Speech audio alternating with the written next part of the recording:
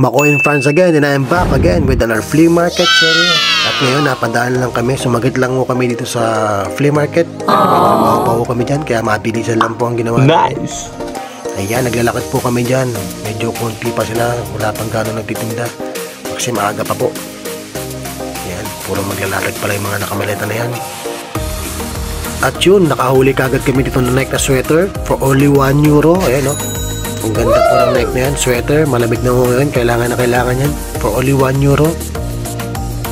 Double check lang. Siyempre, sa mga kung may butas o ano, pero wala naman, all goods naman po. Ayan, kinuha na namin, nice. siyempre. For only €1.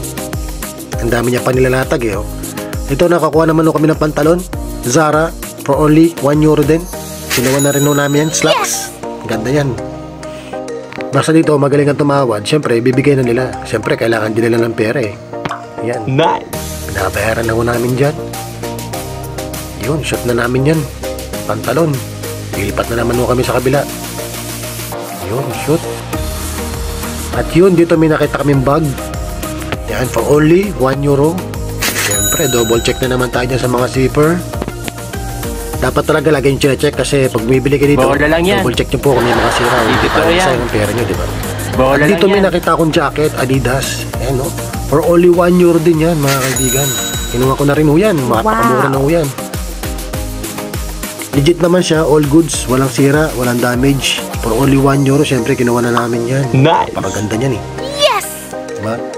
Dito pala, lagi kayo magdadala ng mga barya nyo ha. Pag may mga barya kasi, mabilis kayo makatawad. Mabilis yung mabayaran, di ba?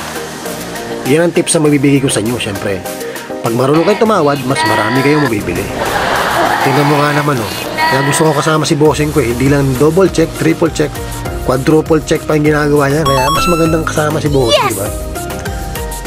At dito may nakita pa kaming Adidas. Yan, oh, sling bag for only €1. Syempre, shoot na rin namin yan. At dito may nakita kaming backpack. Ang ganda niyan, no? Sariwang-sariwa pa po, walang damage. Nice! For only €2 lang ko yun. At dito may nakita kaming para sa lang slim bag na pwede mong gawing handbag din, no?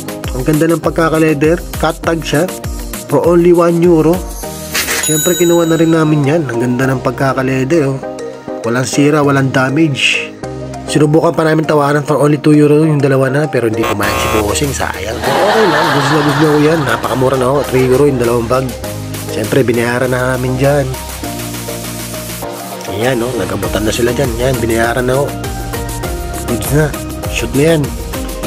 Lipat na naman ho kami sa kabila. At dito may nakita kaming promote. Wow! Ganda ng bag ito.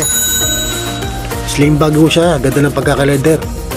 Kulang na lang ng handtag. Brand nyo na. Ang ganda eh. Parang di man ginamit oh. Yan, syempre double check muna tayo. Tingnan natin kung may mga sira o damage yan. Yan, magaling si bossing ko eh. Yan, check muna niya.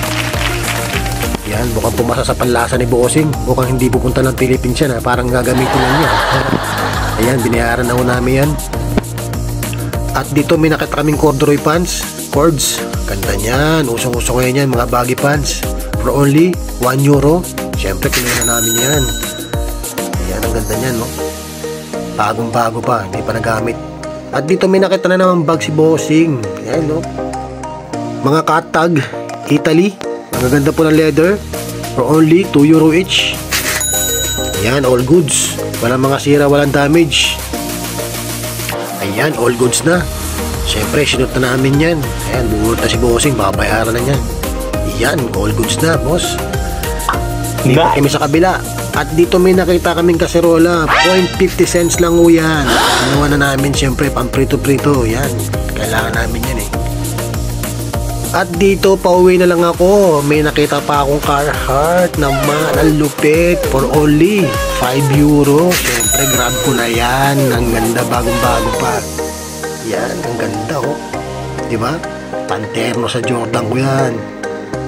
Nice! Diba? Oh, sulit ko yan. €5. Let's shoot na ho yan, siyempre. Konting recap lang sa mga nabili. Nagmamadali po kami dyan kasi kailangan na namin pumasok kasi meron pa kaming part-time. Sumaglit lang po kami sa flea market pero kailangan na namin umalis kasi may pasok pa si bossy at may pasok din ako. Yan, konting check lang ng mga nakuha. At kung umabot kayo sa dulo ng aking video, ako ay nagpapasalamat sa inyo sa panonood at pagsusubaybay sa amin. paki-like and paki-follow na rin po ako at paki-share na rin po. Maraming salamat po sa inyo. At kung may katanungan po kayo sa post o sa video, wag po kayong mayang magtanong. Willing po akong sagutin yan. Wag lang pong mat.